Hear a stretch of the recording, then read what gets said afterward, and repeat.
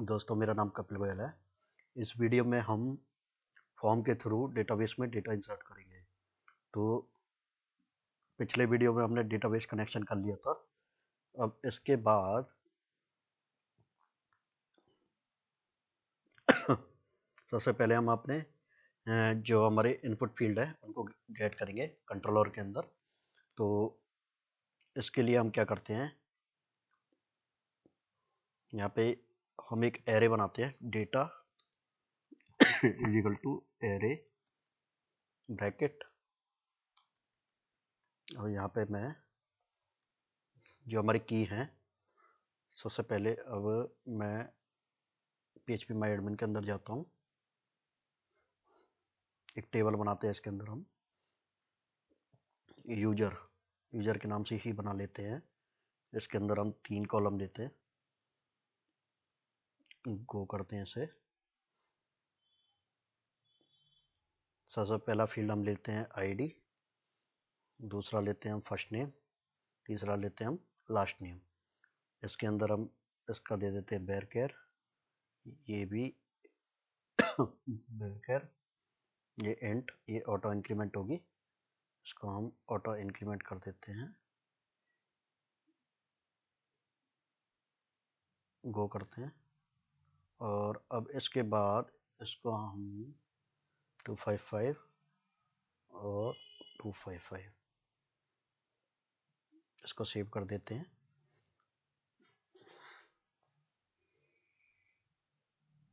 अब इसके अंदर जितनी भी हमारी डेटा होगी यूजर्स की, फर्स्ट नेम और लास्ट नेम, उसको हम इसके अंदर सेव कराएंगे। तो अब जाता हूँ मैं, जो हमारी की हमारी है फर्स्ट नेम, आईडी हमारी ऑटो इंक्रीमेंट है तो उसे देने की ज़रूरत नहीं है। $this, मैं आपको इसकी डॉक्यूमेंटेशन भी दिखा देता हूँ। जो हमारे वेरिएबल होंगे उनको फैच करने के लिए यहाँ पे आपको डालना है इनपुट में यहाँ डालता हूँ सेव। यहाँ पे जो सबसे पहला रिजल्ट आ रहा है इनपुट क्लास के नाम से। इनपुट क्लास के अंदर आप देख सकते हैं यहाँ पे, ये मतलब ये इस तरह से हम इनपुट फील्ड को गेट करते हैं। जैसे PHP में हम $_पोस्ट से गेट करते हैं, उस तरह से कोऑर्डिनेटर में हम दिस इनपुट पोस्ट और यहाँ पे जो हमारा नेम है वो देते हैं। तो यहाँ पे मैं इसको पेस्ट कर देता हूँ। पेस्ट करने के बाद जो हमारा नाम है वो है first_name। यहाँ पे हमने first_name दिया था, तो इस तरह से सेव करते हैं। इसी तरह से हम इसको सेकंड जो लास्ट नेम है हमारा उसे गेट करेंगे, last_name। और आपको ये चेक करना है, आप इसे चेक भी कर सकते हैं प्रिंट आउट करके। अब इसके बाद इतना हमारा काम हो गया, हमारे यहाँ पे वैल्यू गेट हमारी हो चुकी है। इसको मैं एक बार आपको प्रिंट आउट करके दिखा देता हूँ। $data सेव करते हैं और फॉर्म के अंदर मैं जाता हूँ। यहाँ पे कुछ गड़बड़ है, मेन के अंदर 31 पे।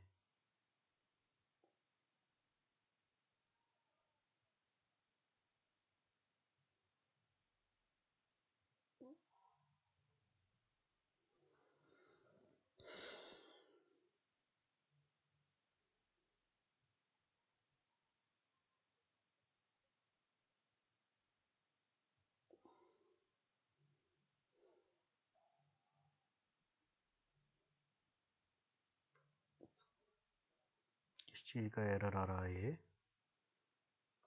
31, सॉरी यहाँ पे कॉमा आएंगे तो कॉमा की वजह से ये एरर दे रहा था। इसको सेव करते हैं, चेक करते हैं, कपिल और गोयल।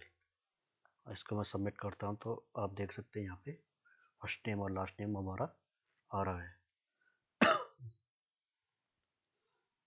तो अब इसके बाद हमें मॉडल में काम करना है। तो मॉडल के अंदर मैं जाता हूँ। मॉडल के अंदर मैं एक फंक्शन बनाता हूँ, फंक्शन इंसर्ट डेटा। इसके अंदर एक मैं वेरिएबल पास करा देता हूँ डेटा के नाम से, और इसमें अब क्वेरी लगानी है हमें इंसर्ट की। तो मैं अपनी यूजर गाइड पे जाता हूँ। यूजर गाइड पे जाने के बाद मैं यहाँ पे सर्च करता हूँ इंसर्ट।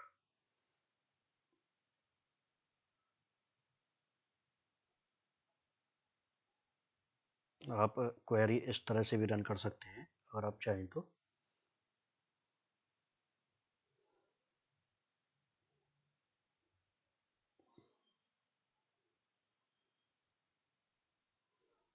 और अगर चाहें तो इस तरह से भी रन कर सकते हैं। तो हम इसको यूज करेंगे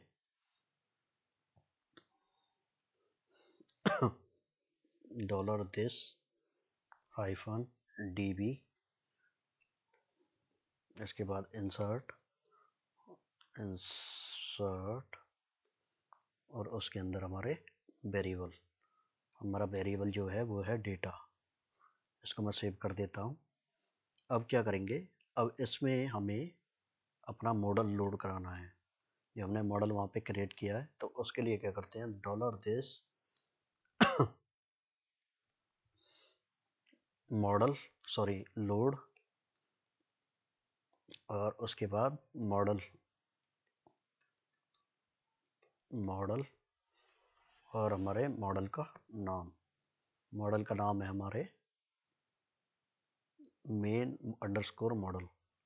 मेन जो हमारी क्लास होगी मॉडल के अंदर, वो यहाँ पे ये क्लास हमारी मेन मॉडल के नाम से है, तो यहाँ पे भी मेन मॉडल।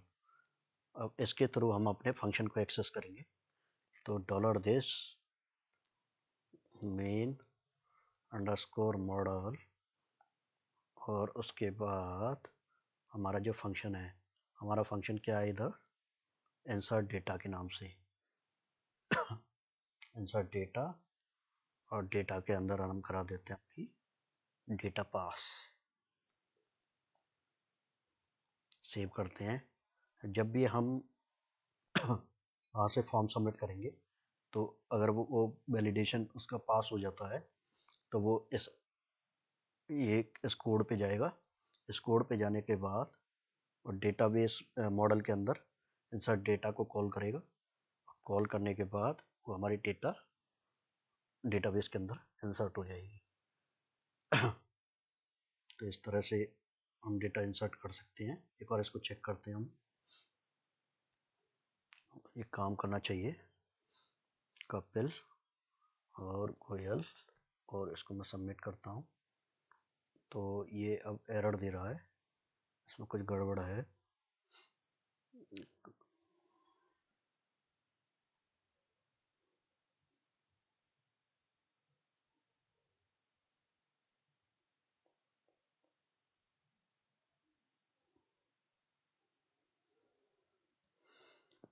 देखते हैं हमने गड़बड़ क्या कर दिया इसमें।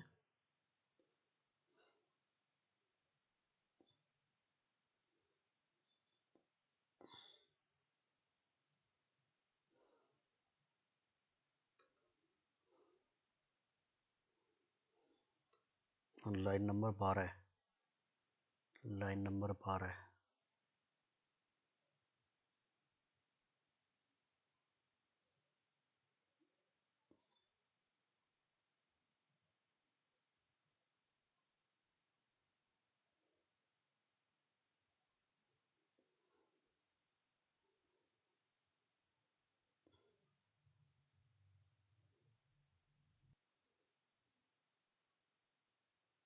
एक बार हम यूजर गाइड पे दोबारा जाते हैं। और सॉरी, हमने टेबल का नाम तो यहाँ पे दिया ही नहीं है। तो टेबल का नाम नहीं दिया, तो इस वजह से ये हमारा एरर शो कर रहा था। तो टेबल का नाम है हमारा यूजर।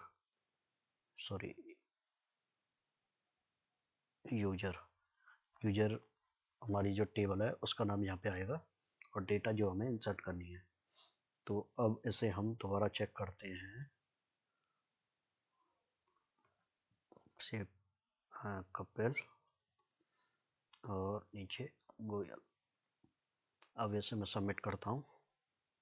अब भी एरर आ रहा है कुछ, तो एरर किस वजह से आ रहा है?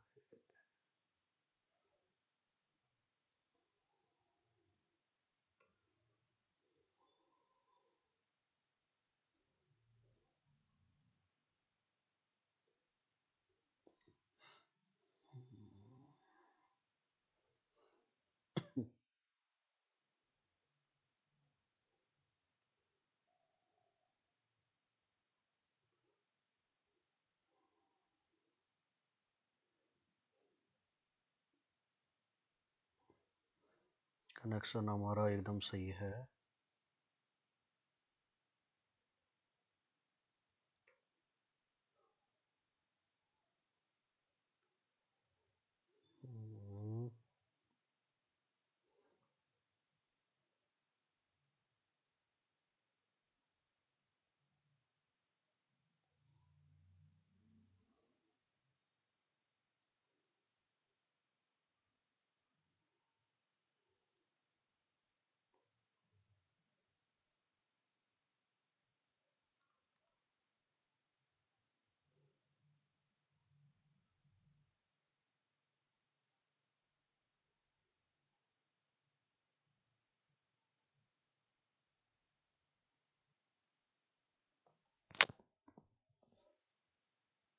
दोस्तों, जो हमने गलती की है वो यहाँ पे, ये जो मॉडल का नाम है मेन मॉडल, ये बड़े में आएगा, क्योंकि यहाँ पे बड़े में इसको टाइप करते हैं, तो ये हमारी मिस्टेक थी, इस वजह से ये एरर दे रहा था। तो अब इसको दोबारा चेक करते हैं हम।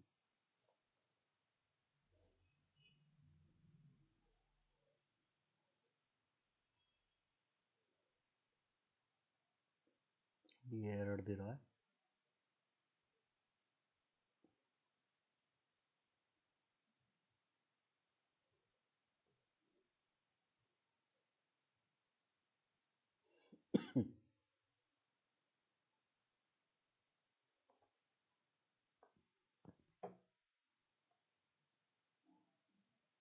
दोस्तों, हम एक चीज़ इसमें भूल गए थे, वो थी कि हमने डेटाबेस हेल्पर इसमें लोड नहीं कराया था, तो इस वजह से हमारा ये एरर दे रहा था। तो autoload डॉट php पे मैं जाता हूँ। autoload डॉट php पे जाने के बाद हमारी लाइब्रेरी है डेटाबेस की, उसे मैं यहाँ पे लोड करा लेता हूँ।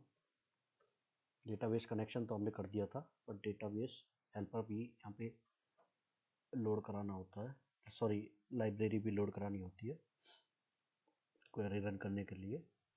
जब भी हमारी क्वेरीज मॉडल के अंदर जितनी भी क्वेरीज है हमारी, वो काम करेंगी,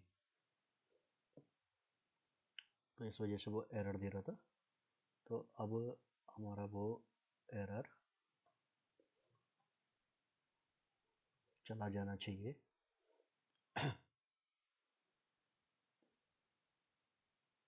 तो आप देख सकते हैं यहाँ पे अब ब्लैंक आ रहा है, तो इसका मतलब हमारी डेटा सेव हो चुकी है। तो इस तरह से हम डेटाबेस में डेटा इंसर्ट करा सकते हैं। इसको एक बार चेक करते हैं, तो आप देख सकते हैं यहाँ पे हमारी डेटा इंसर्ट हो चुकी है। और यहाँ पे हम एक बार और ट्राई करते हैं, पवन शर्मा, इसको मैं सबमिट करता हूँ, तो यहाँ पे पवन शर्मा इंसर्ट हो चुका है। तो इस तरह से दोस्तों हम कोऑर्डिनेटर के अंदर डेटा इंसर्ट करा सकते हैं। मेरी वीडियो को देखने के लिए धन्यवाद। अगर आपको ये वीडियो मेरा पसंद आया हो तो मेरे चैनल को सब्सक्राइब जरूर करें। धन्यवाद।